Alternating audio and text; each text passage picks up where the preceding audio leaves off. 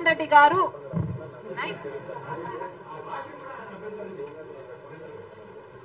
జగన్ రెడ్డి గారుకు కూడా అభ్యంతరం ఉందా?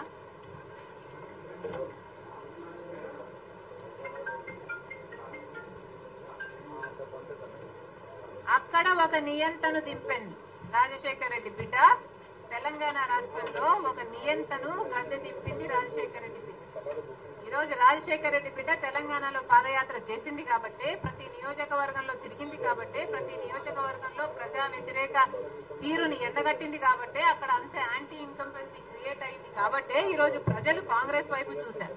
ఆ బలం నాకు లేకపోయినా ఇంకొకరికైనా ఉంది అని పెద్ద మనసు చేసుకుని నేను చేసిన త్యాగం వల్ల ఈ రోజు ఒక నియంత అధికారంలో లేడు.